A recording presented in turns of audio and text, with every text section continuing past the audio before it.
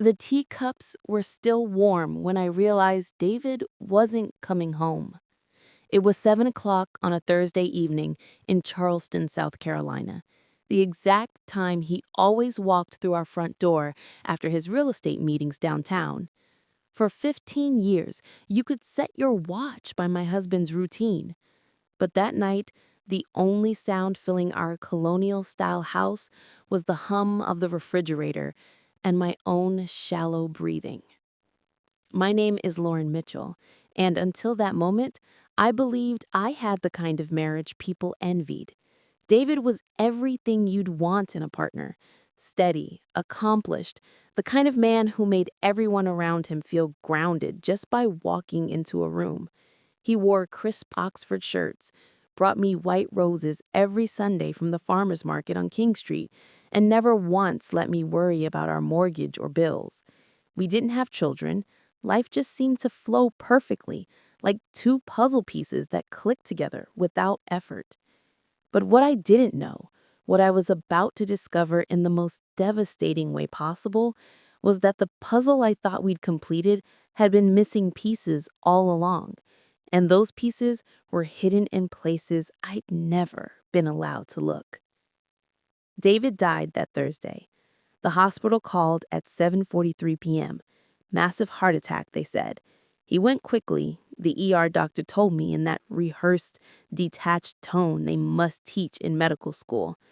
I stood in our kitchen, phone pressed to my ear, nodding like I understood, like any of it made sense. But it didn't. Not when you've just lost the only person who you thought truly knew you. The funeral was a blur of black dresses, sympathetic handshakes, and people I'd never met telling me how wonderful David had been. My best friend Grace stayed by my side the entire time, handing me tissues I didn't use and water I couldn't swallow. But it was my sister Hannah who made everything shift. She showed up late, her perfume too sweet, her hug lasting just a beat too long. When she leaned in close, she whispered, "I'm so sorry, Lauren. David was like a brother to me." I wanted to believe her, but something in the way she looked at me, not with grief, but with something else I couldn't quite name, made my stomach twist. Later that evening, after most guests had left, Hannah poured herself a glass of wine in my kitchen and said, casually, "Hey, I know it's not the time, but David loaned me some money a while back. Now that you're handling the estate, I was hoping we could settle that." I stared at her, my brain struggling to process her words. "What money?" She blinked, then smiled like I was being silly. "Oh, I guess he never told you. It was just a personal loan, nothing formal." That night I couldn't sleep. I walked through our house, touching furniture like it might tell me something. The bookshelves David had built himself, the antique side tables we'd found at an estate sale in Savannah, the framed wedding photo on the mantel that suddenly felt like it belonged to strangers. That's when I saw them. David's keys, still sitting on the hallway table where he'd left them that final morning. I picked them up, and there it was, the key I'd never been allowed to use. Small, silver, shaped differently than all the others. The key to his storage unit. I'd asked about it once, years ago, curious about what he kept there. He'd smiled that easy smile of his and said, "Just business files and old furniture. Nothing interesting. You'd be bored to death." I never pressed. That was our marriage. Comfortable, trusting, full of quiet spaces I wasn't supposed to enter. But now, standing alone in the hallway at 2 in the morning, I realized I had nothing left to lose. The next day, I drove to the storage facility on the outskirts of Charleston, hands gripping the steering wheel so tight my knuckles went white. What was I about to find? And why did every instinct in my body tell me I wasn't ready for the answer? Subscribe if real-life twists like this keep you up at night. The storage facility was one of those nondescript metal buildings off Highway 17, the kind you drive past 1,000 times without ever really seeing. I pulled into the gravel parking lot at 8 in the morning, the South Carolina humidity already making my blouse stick to my back. My hand shook as I punched in the code David had written in his phone notes, a code I'd discovered while searching through his things the night before. Unit 247, third row, all the way at the end. The metal door rolled up with a metallic screech that made me flinch. I expected old furniture, maybe some boxes of tax returns, the boring remnants of a real estate career spanning 2 decades. Instead, I found something that made my blood run cold. The unit was organized with military precision. File cabinets lined one wall, each drawer labeled with neat handwritten tags. A small desk set in the corner with a locked safe underneath. But it was the wall of documents that caught my attention. Dozens of manila folders arranged in perfect rows, each marked with addresses I didn't recognize. I pulled one down at random. Inside were property deeds, contracts, and photographs of houses I'd never seen. Not in Charleston, not even in South Carolina. These were properties in Miami, Atlanta, Raleigh, and cities I'd never heard David mention. Each folder contained detailed financial records, bank statements from accounts I didn't know existed, and wire transfer receipts for amounts that made my head spin. $50,000 here, $80,000 there. Hundreds of thousands of dollars flowing in and out of accounts bearing David's name, accounts I'd never been told about. My throat tightened. How could he have hidden this from me? We'd always kept our finances relatively separate. I had my own career as a graphic designer and David managed the real estate business. But this wasn't just separate accounts. This was an entirely different financial life. I opened another folder. Inside was a lease agreement for a condominium in Savannah, signed 18 months ago. The tenant's name was listed as Elena Rodriguez. I stared at the signature, the unfamiliar loops and curves, and felt something dark settle in my chest. Who was Elena Rodriguez, and why was David her landlord? I pulled out my phone and Googled the address. It was a luxury high-rise overlooking the Savannah River, the kind of place where a one-bedroom would cost at least $3,000 a month. I clicked through photos, floor-to-ceiling windows, granite countertops, river views that took your breath away.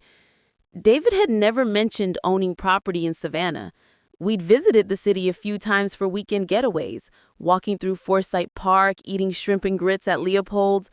Had he been checking on his properties while I thought we were just enjoying ourselves? I moved to the file cabinet and pulled open the top drawer. Inside were more folders, but these were different. Personal documents, birth certificates, marriage licenses. My hands froze when I saw it. A birth certificate dated 8 years ago. The mother's name, Elena Rodriguez. The father's name, David Mitchell. My husband had a son I knew nothing about. A child born 3 years into our marriage while I'd been at home thinking everything was perfect, while I'd been designing logos for local businesses and planning anniversary dinners. I sank onto the concrete floor, the folder still clutched in my hands. The boy's name was Ethan Mitchell. There was a photograph paper clipped to the certificate, a school picture, the kind with the generic blue background. He had David's eyes, David's smile. There was no denying it. This was his child. My mind raced through 15 years of memories, searching for signs I'd missed. Late-night phone calls David took in his office, weekend business trips to Savannah and Atlanta, times he'd seemed distracted, distant, like his mind was somewhere else entirely. I'd always trusted him. I'd never questioned. And now I understood why, because he'd been so good at lying. I forced myself to keep looking. The next folder contained legal documents, child support agreements, medical records, school enrollment forms. David had been supporting this child, paying for everything, building an entire parallel life while I sat at home believing we were a team. There were even letters, handwritten notes from Elena thanking David for his generosity and commitment. The word commitment made me want to scream. But the worst part, the safe. I found the combination written on a sticky note inside one of the folders. David had always been terrible at remembering numbers. I opened it with trembling hands, and inside were stacks of cash, at least $20,000, along with more documents and a second phone, a burner phone. I turned it on, and it buzzed to life with dozens of messages from a contact saved only as E. The most recent message was from 2 weeks before David died. "Ethan's asking about you again. When are you coming to visit?" David had been planning a trip he never told me about, a trip to see the family I didn't know existed. I stared at the phone screen until my vision blurred, until I couldn't tell if I was crying or if the world had just gone completely out of focus. Who was the man I'd married, and how many more secrets was I about to uncover? I sat in that storage unit for over an hour, the burner phone in one hand and my own phone in the other. Part of me wanted to throw David's secret phone against the wall, watch it shatter into pieces the way my life had shattered. But another part of me, the part that needed answers, knew I had to make the call. My finger hovered over Elena's number. What would I even say? "Hello, I'm the wife David forgot to mention. Did you know I existed, or was I just another secret he kept?" I pressed dial before I could talk myself out of it. It rang 3 times. Then a woman's voice, soft and cautious. "David?" The sound of her saying his name, with such familiarity, such hope, made bile rise in my throat. "No," I managed to say, my voice steadier than I felt. "This isn't David. This is Lauren, his wife." Silence. Long, suffocating silence. Then barely a whisper. "Oh, God." "So you knew," I said, and it wasn't a question. "You knew he was married." I... She stopped, and I heard her breathing, quick and panicked. "I didn't know. Not at first. He told me he was divorced, that you'd separated years ago, that it was amicable." A bitter laugh escaped me. "Separated? We were living together, sleeping in the same bed, planning trips to Italy for our 16th anniversary. Does that sound separated to you?" "I swear," Elena said, and her voice broke. "I swear I didn't know. When I found out, it was too late. Ethan was already 2 years old. David said he'd tell you. He promised he'd tell you. He said he was just waiting for the right time." The right time. 15 years of marriage, and there was never a right time? I leaned my head against the cold metal wall of the storage unit, trying to process what she was saying. "How long?" I asked. "How long were you together?" 9 years, she whispered. "We met at a real estate conference in Atlanta. He was charming, attentive. He said all the right things. By the time I realized he'd lied about the divorce, I was pregnant, and David," her voice caught, "he begged me not to leave. He said he loved both of us, that he could make it work. He promised he'd take care of Ethan, that he'd be there." 9 years. David had been living a double life for 9 years. I thought about every business trip, every late night at the office, every weekend he'd claimed to be meeting clients. He'd been building a second family while I sat at home believing our marriage was solid. "Did he love you?" I asked, and I hated how small my voice sounded. Elena was quiet for a moment. "I thought he did, but now I don't know. Maybe he loved the idea of 2 lives. Maybe he loved keeping secrets." I closed my eyes, trying to hold back tears that threatened to spill. "Why didn't you reach out after he died? Why didn't you come to the funeral?" "I wanted to," she said softly, "but David had always kept us separate. He said it was to protect Ethan, to protect me, to protect you. And when he died, I didn't know what to do. I didn't want to hurt you more than you were already hurting. I figured you'd find out eventually, or maybe you wouldn't, and Ethan and I would just disappear into the background of your grief." "You can't just disappear," I said, anger finally replacing shock. You're part of this mess. Your son is part of this mess. David left behind legal documents, financial obligations. I'm guessing he left you something in his will." Silence again. "Then he didn't have a will. At least, not one he told me about." Of course he didn't. David had been so good at juggling lies, but he never planned for them to collide. I thought about the cash in the safe, the properties, the offshore accounts. How much of our shared life had been funded by money I didn't know existed? How much of Alana's life had been funded the same way? "I need to meet you," I said suddenly. "I need to see Ethan. I need to understand what David built behind my back." Alana hesitated. "Lauren, I don't think that's a good idea. It's complicated." "Complicated?" I cut her off, my voice rising. "Complicated is finding out your husband had a whole other family. Complicated is discovering 18 years of lies. Complicated is realizing the man you loved never really existed. So no, Elena, I don't care if it's complicated. I need to meet you. I need to look at the child David chose over having one with me. I need to see what he thought was worth destroying everything for." She was crying now. I could hear it in the way her breath hitched, the way her words came out broken. "Okay," she finally said. "Okay, we'll meet, but not here, not in Savannah. Somewhere neutral, somewhere Ethan won't be confused." We agreed on a coffee shop in Columbia, halfway between Charleston and Savannah. 2 days from now. I hung up and sat staring at the phone, my hands shaking so badly I nearly dropped it. In 48 hours, I'd come face to face with the life David had hidden from me, and I had no idea if I was strong enough to survive what I'd find. The coffee shop in Columbia was one of those trendy places with exposed brick walls and baristas who took their craft too seriously. I arrived 20 minutes early, ordered a black coffee I wouldn't drink, and sat at a corner table where I could watch the door. My hands wouldn't stop shaking. I had barely slept in 2 days, my mind replaying every conversation I'd ever had with David, searching for clues I'd missed. At exactly 2 o'clock, the door opened and a woman walked in holding the hand of a small boy. Elena was prettier than I'd imagined.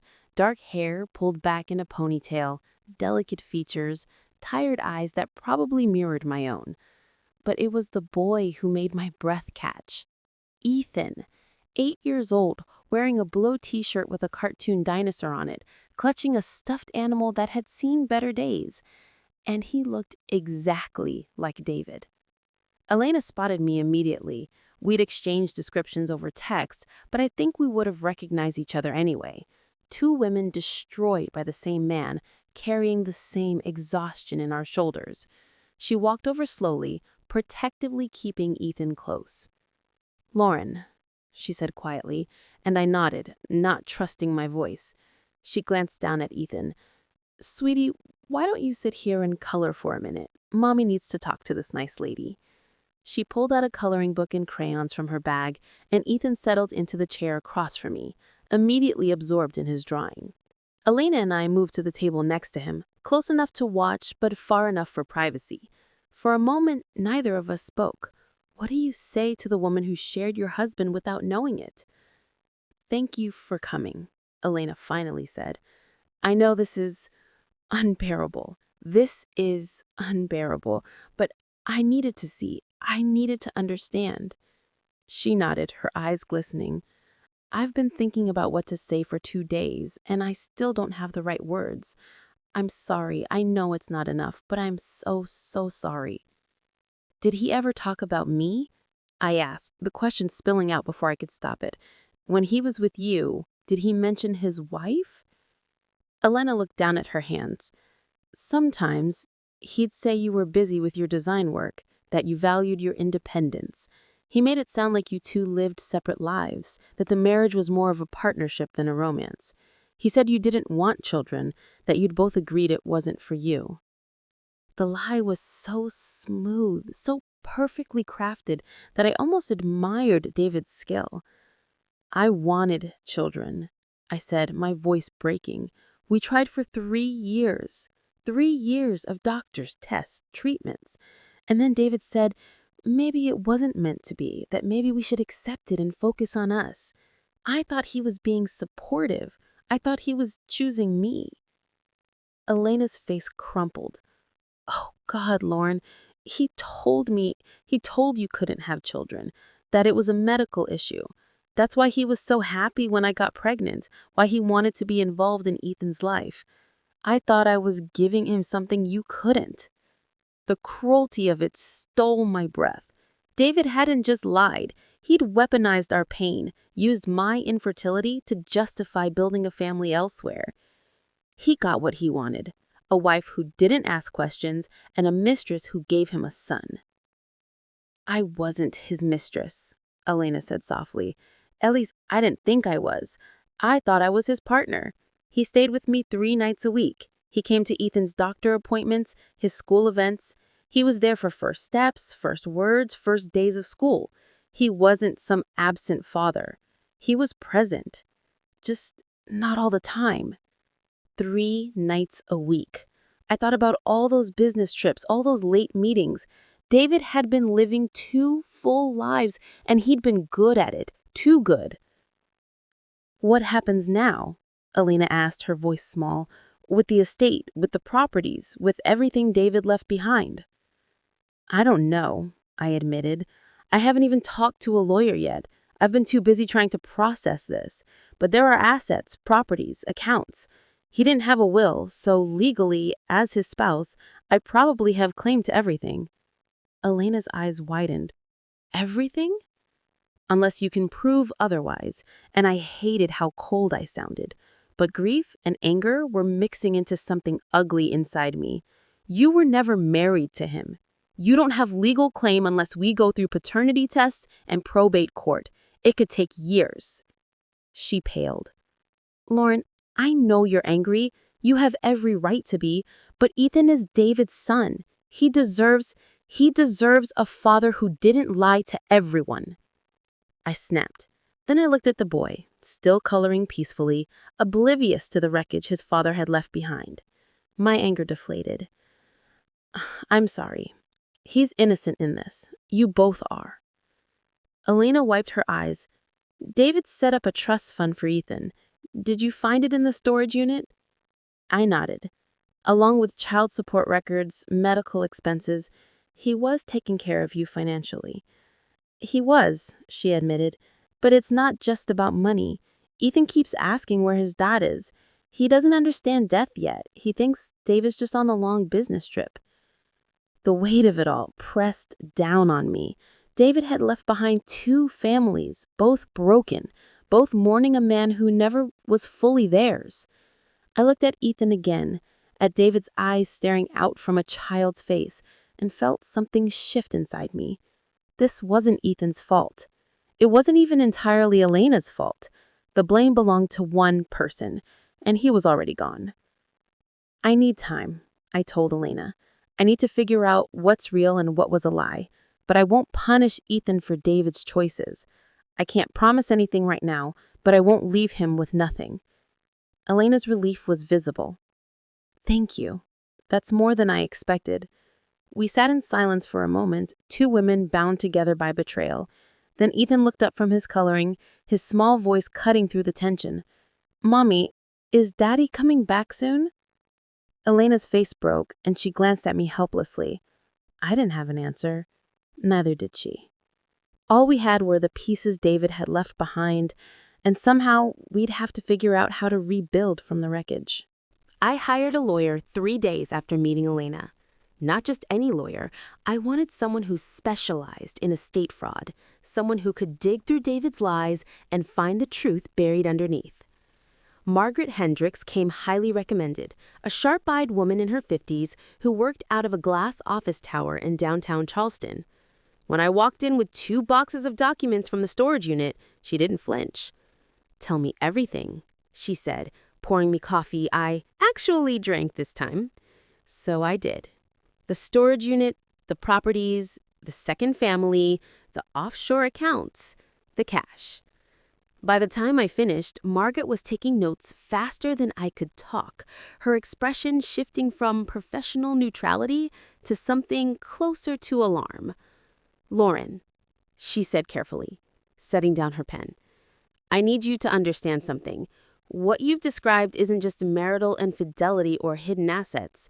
This is a complex financial structure, and some of these transactions look suspicious.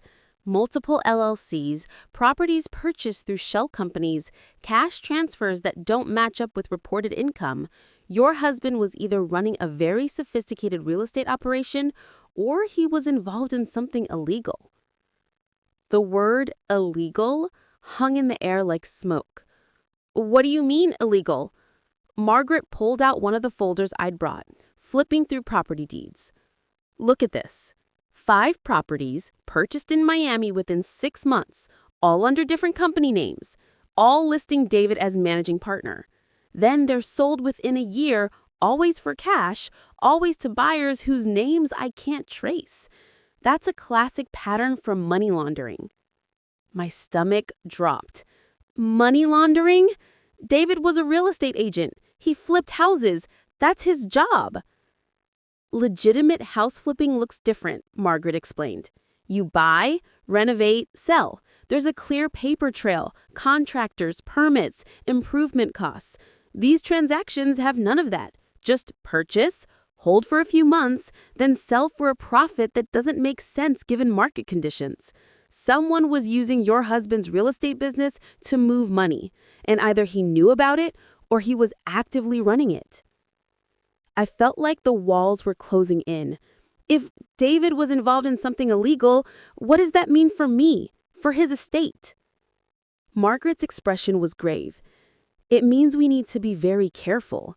If federal investigators get involved, and they might, given what I'm seeing, you could be implicated.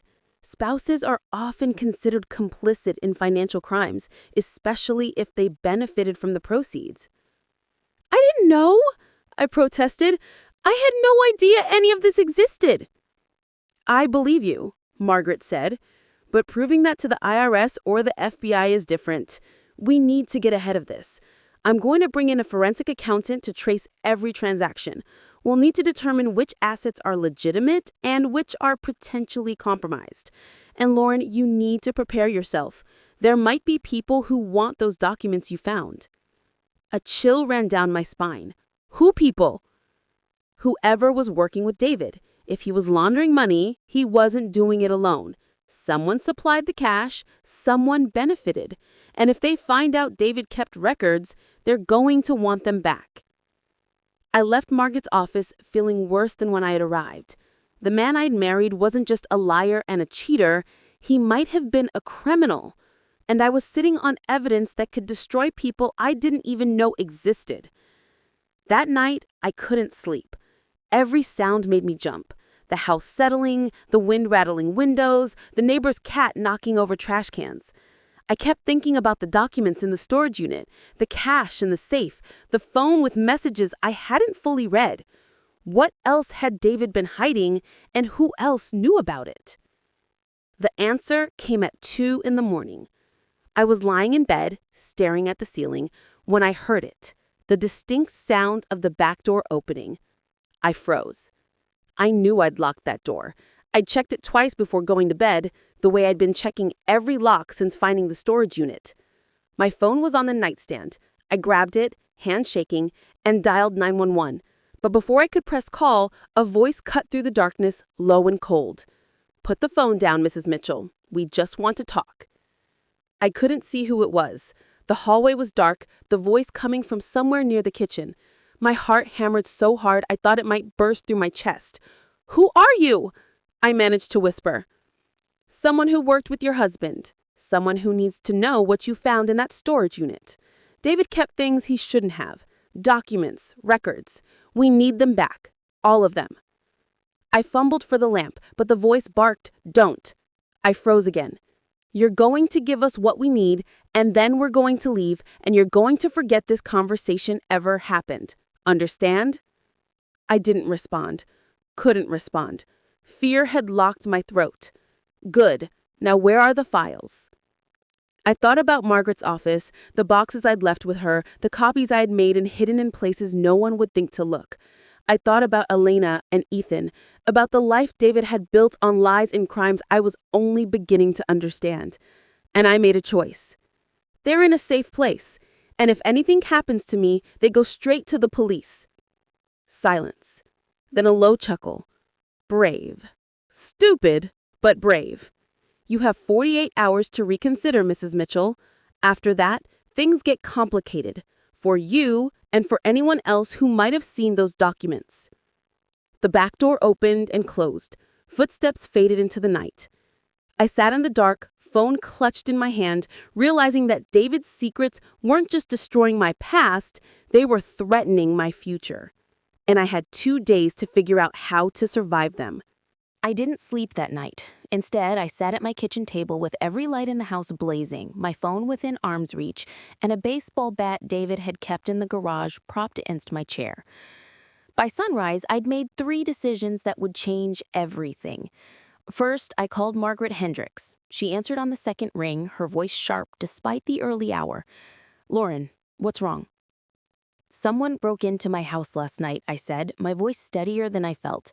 "They want the documents. They gave me 48 hours. Margaret was silent for a beat. Then, "We need to move faster than I thought. Meet me at my office in 1 hour. And Lauren, don't go home alone again. Stay with your friend Grace until this is over." Second decision. I called Elena.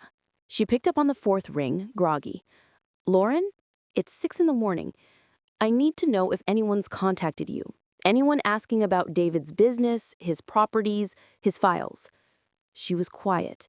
Then, carefully, 2 days ago, a man came to my apartment, said he was a business associate of David's, that there were some loose ends to tie up with the estate. I told him everything went through you now, that I didn't have access to anything. My blood ran cold. What did he look like? Tall, maybe mid-40s. Expensive suit. He gave me a business card, but when I looked up the company later, it didn't exist. She paused. "Lauren, what's going on?"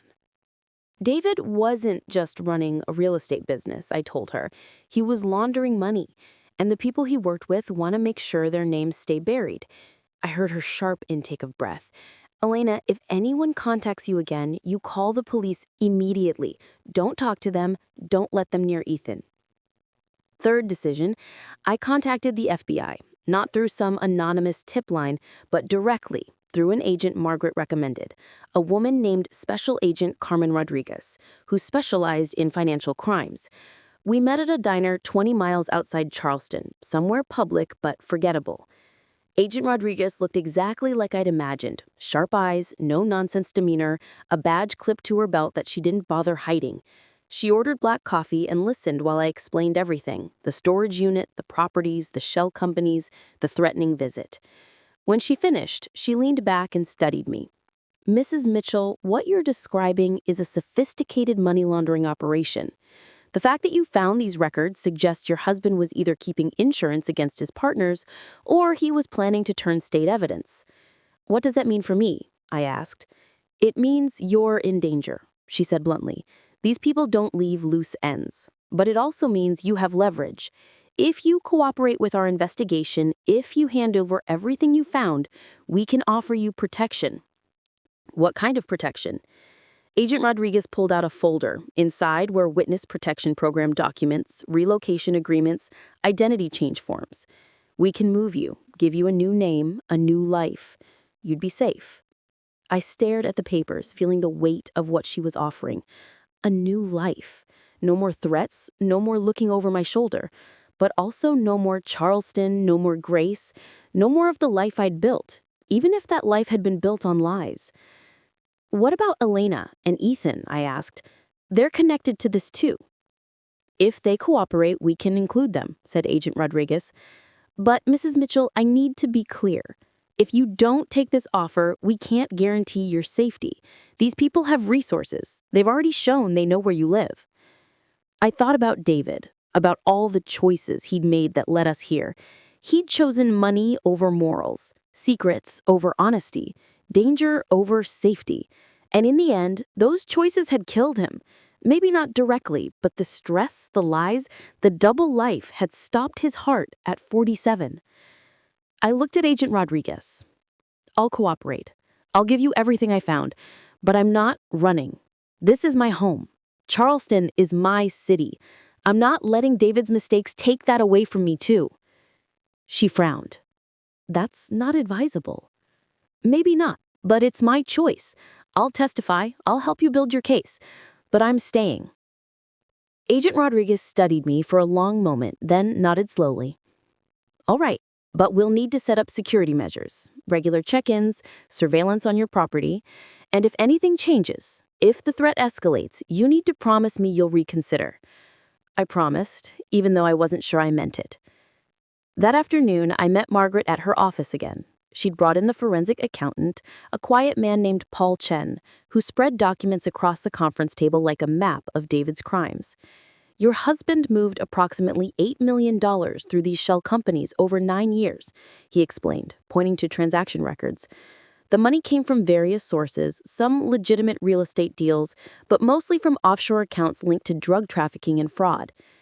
$8 million. The number was incomprehensible. Where did it all go? I asked. Some into legitimate investments, the properties, the trust fund for Ethan, but a significant portion went to pay off his partners, keep the operation running, and fund both of his households. He was living well beyond what his legitimate income could support.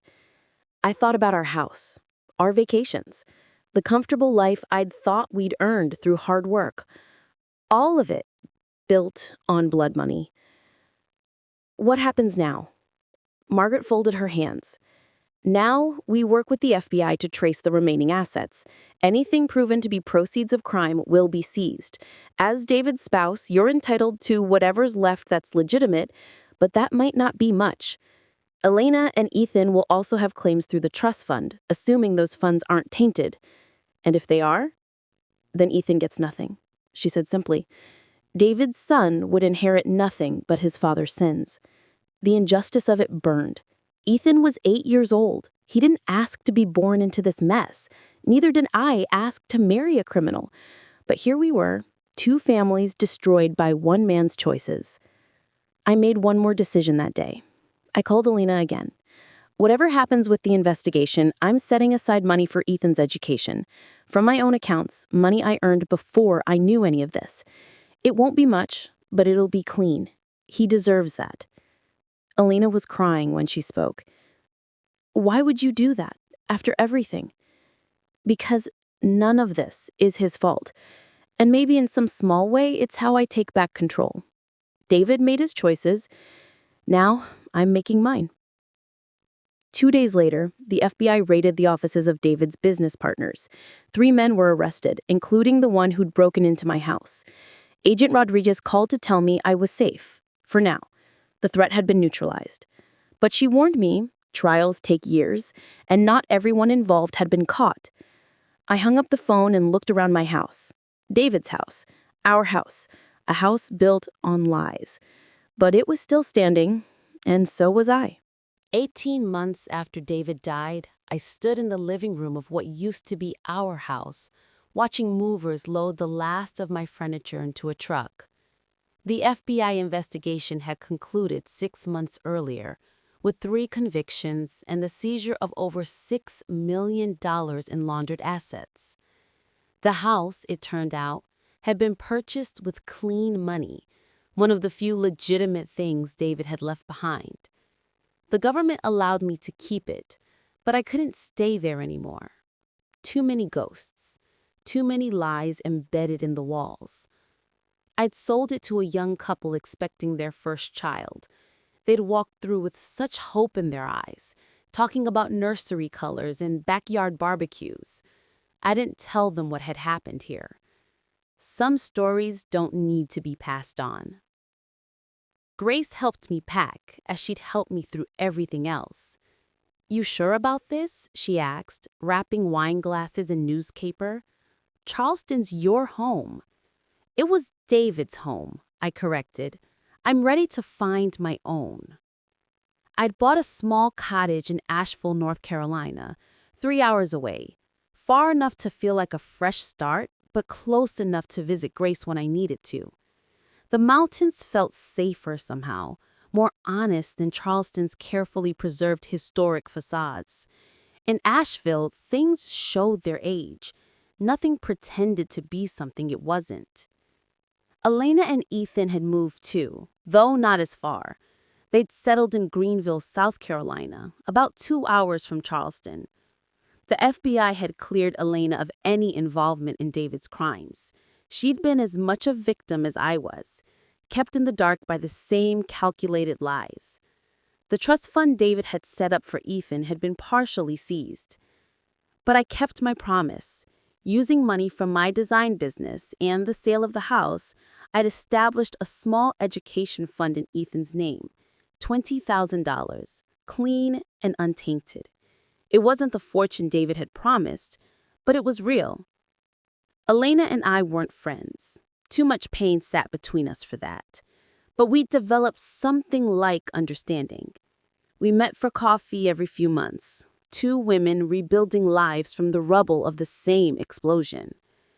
Ethan was thriving now, playing Little League and taking piano lessons. He still asked about his father sometimes, and Elena told him the sanitized version. Daddy made mistakes, but he loved you. I wondered if Ethan would ever know the full truth, or if Elena would protect him from it forever. Maybe that was the right choice. Some children don't need to carry their parents' sins. My sister Hannah and I hadn't spoken since the funeral. After everything came out, the investigation, the criminal charges, the media coverage, she called once to say she was sorry for asking about the loan. I told her I forgave her, and I did. But forgiveness doesn't always mean reconciliation. Hannah had been part of the comfortable lie I'd lived in, and I couldn't go back to that world. She'd sent a card when I moved, wishing me well. I kept it, but I didn't respond. The hardest part wasn't the loss of the house or the money, or even the marriage I thought I'd had. The hardest part was learning to trust myself again. For 15 years, I'd believed I knew David, believed I could read him, believed our love was real, and I'd been catastrophically wrong. How do you trust your own judgment after that? How do you ever believe anything you see or feel? Therapy helped. Dr. Sarah Blackwell specialized in trauma recovery, and over dozens of sessions in her sunlit office overlooking Charleston Harbor, she'd help me separate David's choices from my worth. You were betrayed, she told me during one particularly difficult session. But that doesn't mean you were foolish. It means you trusted. And trust is what humans are supposed to do in loving relationships. David broke something sacred. That's on him, not you. I'd started dating again, cautiously. Nothing serious, coffee dates with men I met through friends, carefully structured outings where I could escape if my instincts screamed danger. Most of them were perfectly nice. None of them lasted more than 3 dates. I wasn't ready. Maybe I never would be. But at least I was trying. My design business had grown ironically after the scandal. People sympathized with the widow who'd uncovered her husband's crimes and cooperated with the FBI. I got write-ups in Charleston magazines, speaking invitations from women's business groups. The woman who found her strength, one headline had called me. It felt hollow. I wasn't strong. I was surviving. But I'd learned to accept compliments I didn't entirely believe. On my last night in Charleston, I drove to the storage unit one final time. I cleared it out months ago, but I needed to see the empty space, needed to close that chapter completely. The door rolled up to reveal nothing but concrete floors and metal walls. No secrets, no lies, just an empty room where the truth had been hiding. I took a photo on my phone, I'm not sure why, and then I drove away. The move to Asheville went smoothly. My new cottage was small but bright, with large windows overlooking a forested hillside and a front porch perfect for morning coffee. I hung my design certificates on the wall, arranged my furniture, planted flowers in the garden boxes. It felt like building something from scratch, piece by piece, deliberately. Elena visited once, bringing Ethan. He ran around the yard chasing butterflies, while Elena and I sat on the porch drinking iced tea. "He's happy," she told me, watching him. "That's all I wanted for him. That's all any parent wants." She looked at me then, really looked at me. "Do you hate us for existing?" I thought about it. I'd asked myself that question 1,000 times. "No," I said finally. "I hate what David did. I hate the lies. But you and Ethan, you're just people trying to survive the same wreckage I am. We're on the same side, even if it doesn't always feel like it." She nodded with tears in her eyes. "Thank you. For everything. For not punishing us for his crimes. We've all been punished enough." After they left, I sat on the porch as the sun set behind the mountains, painting the sky in shades of orange and purple. I thought about David, not the man I'd married, but the man he actually was. A liar, yes. A criminal, yes. But also someone who'd loved, in his broken way. Someone who tried to build two lives because he couldn't choose between them. Someone who destroyed everything, trying to have it all. I didn't forgive him. I'm not sure I ever will. But I understood him a little better now. And more importantly, I understood myself. I survived. I rebuilt. I chose to keep going when staying would have been easier, safer, more painful.